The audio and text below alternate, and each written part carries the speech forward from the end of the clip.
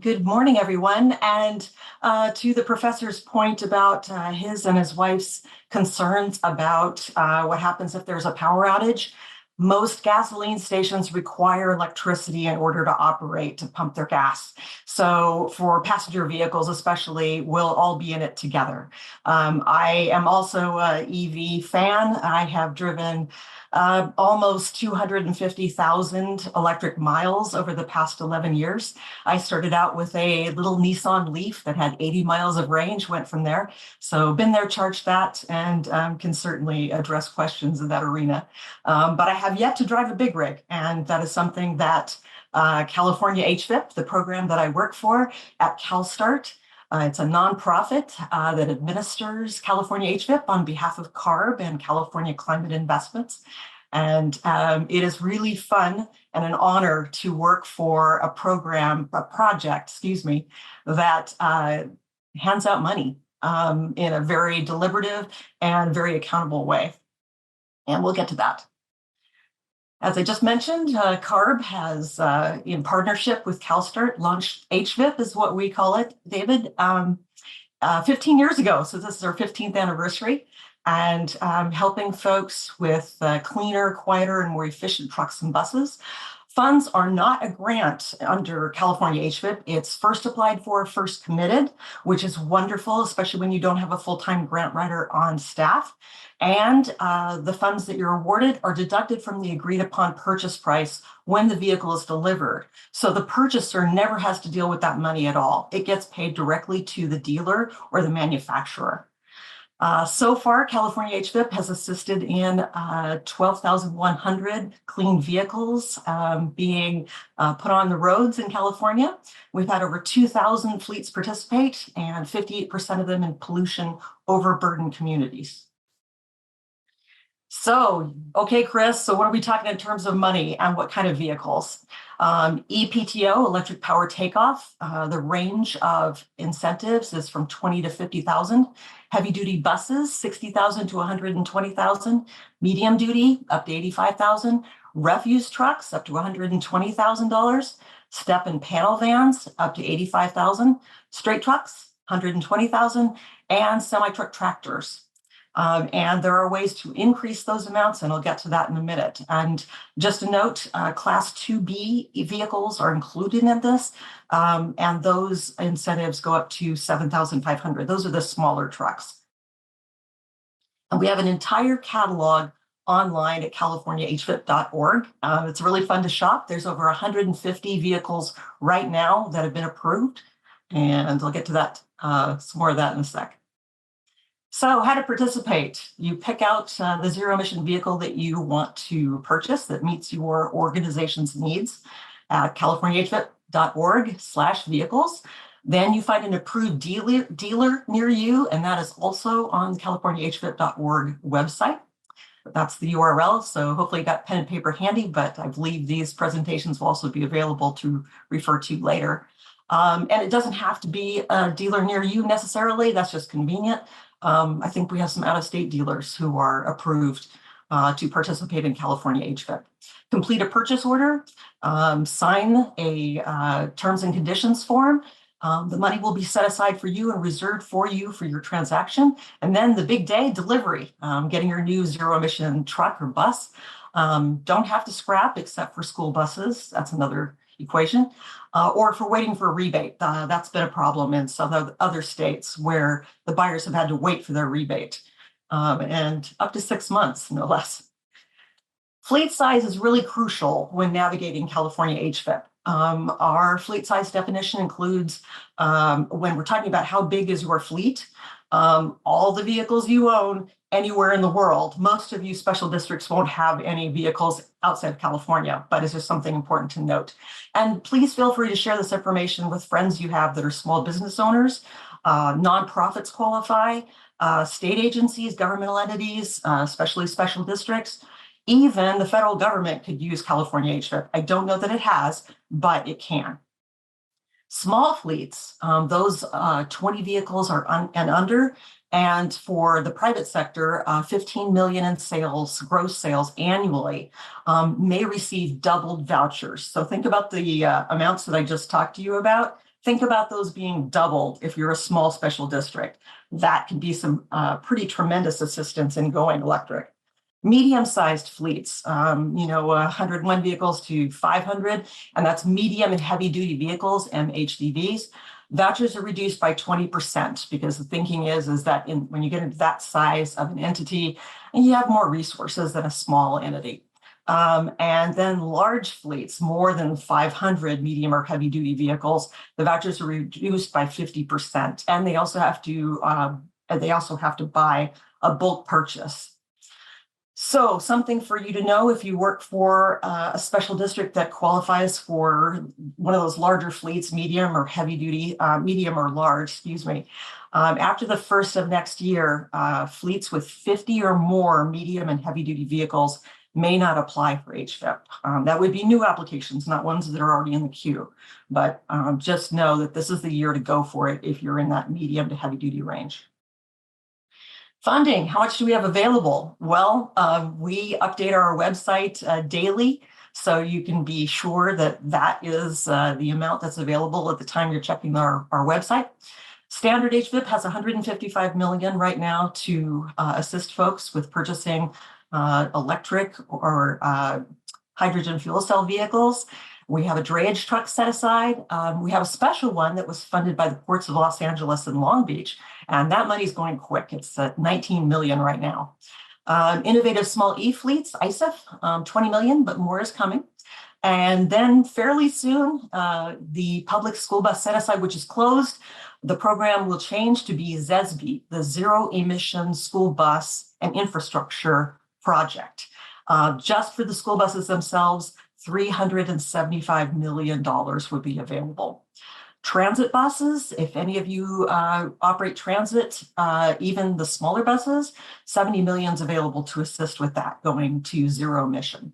So right now, $385 million, but once ZESB comes along, it's going to almost double. Drayage trucks. Drayage trucks are the trucks that serve ports, specifically almost entirely Class 8 trucks, semi-trucks that haul containers to and from ports. The drayage vouchers, and if you have friends that work in the drayage world, please make sure they know about this. It's $150,000 is their base voucher. That includes an early adopter, what we call a plus up, an increased amount of money available to them, because the communities that are around ports are particularly overburdened with pollution. As I mentioned, the ports of Los Angeles and Long Beach have additional designated funds to help drayage truck operators buy their Class 8 trucks. And that can be stacked, combined with HVIP funds. So you could have a voucher of $150,000. If you have a small fleet, that could be $100,000 more for $250,000 off of a brand new truck. ISIF, Innovative Small E-Fleets. This is for small bus and trucking fleets and owner-operators, 20 vehicles or less, and that don't have financial resources readily available to them to just buy the truck outright, or it doesn't work in their business plan. Short-term leases, rentals, truck as a service, through approved ISIF providers, and that's on our website as well. So not for buying, it's for assisting with a third party purchasing those vehicles and then leasing them to the truck drivers and owner operators. That URL, californiahvip.org/ISEF, ISEF. As I mentioned, coming soon, exciting project, ZESB, the Zero Emission School Bus Infrastructure Grants. These are grants actually created by the program was created by the legislature, $375 million for fiscal year 23-24. We're already into 24. And there will be an additional $125 million for supporting infrastructure to fuel those buses.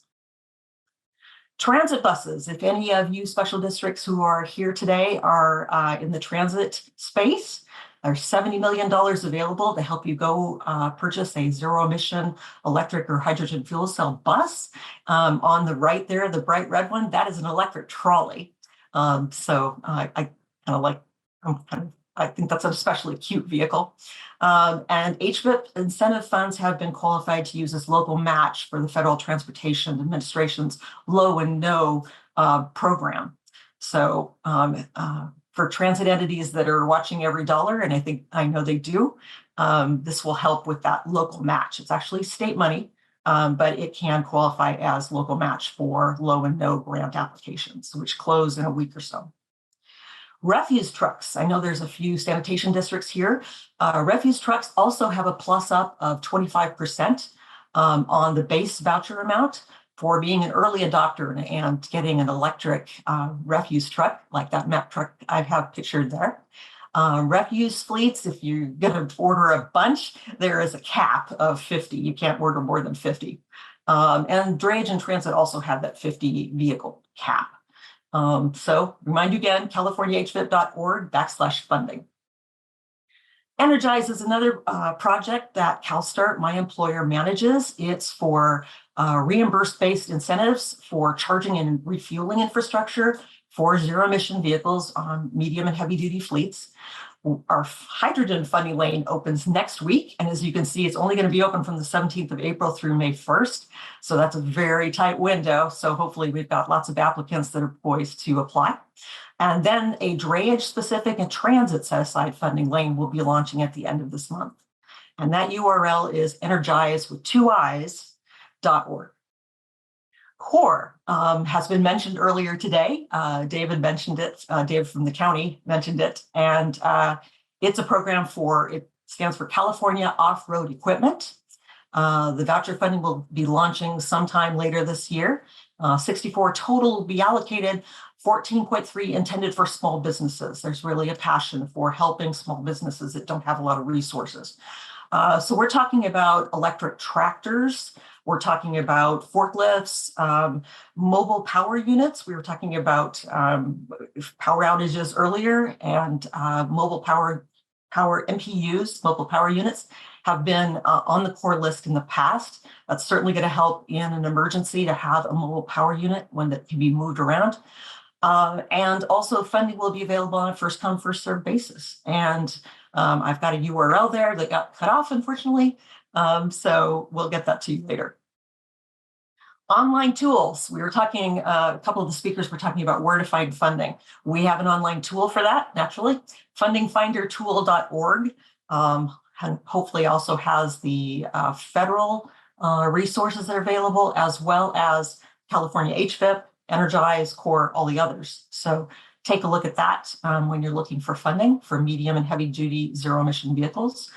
We also have data available about where are these funds going. And as you can see, there's a California quilt of counties there, and their levels of utilization of California HVIP. You can take a look at californiahvip.org/impact. And then the slide that's slightly, there we go, impacted by my screen. Sorry here. It's blocked, so I'm going to go on to the next slide. CalFleet Advisor. Craig nicely mentioned CalFleet Advisor earlier this morning. The URL is calfleetadvisor.org, and these are trained transportation professionals who can help you navigate California HVIP as well as Energize the other programs. But just planning, where should you put your charging infrastructure and why? All those kinds of questions get answered. It's a free service. If all of this is just a lot of alphabet soup and pretty overwhelming, that's fine. Call or sign up for CalFleet Advisor, and an advisor will help you. There's no charge to you. It's a great way to pick somebody's brain and say, I'm really thinking about doing this, or I need to do this. How do I do this? A CalFleet Advisor can help you. Lastly, again, more than $385 million is available right now. Available funds are updated on our website daily, Monday through Fridays. It's really interesting to watch those funds go. And a reminder that the Port of Long Beach and Port of Los Angeles drayage funds are going fast. And our URL is californiahvip.org/funding. Take a look. And there's our URL again, and also an email address to email us with questions. Chris, thank you very much. My pleasure. Really, really appreciate the presentation. And I appreciate your advice. I do recognize that gas stations need electricity too, but it still does not alleviate the concern that we have. I mean, it's still a real concern. But having said that, I think my experience, at least, has been with this. First of all, I love my car. And it's really a pleasure not to stop at any gas station. We've installed at home a charging station, but thankfully, my manufacturer allowed for us to have 2 years of charging. 10:25 a.m. And then I'm able to charge it at our local library with the superchargers. So it's a really cool program, and really enjoy it. And I think we need more of it. To me, level 2 chargers are great, but we're going to need much more of superchargers. And the you're infrastructure. talking about the Tesla project, right? Right. That and and also the higher kilowatt per hour delivery. I mean, at home we get about 40, 50.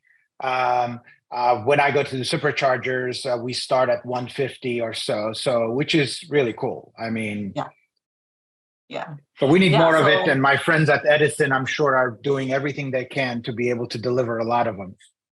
We have no doubt. And when it comes to charging at home, just to clarify for the folks who haven't been driving electric, 40 to 50 miles per hour is generally what you get on your battery when you charge on a level 2 charger at home or any other place with a level 2 charger.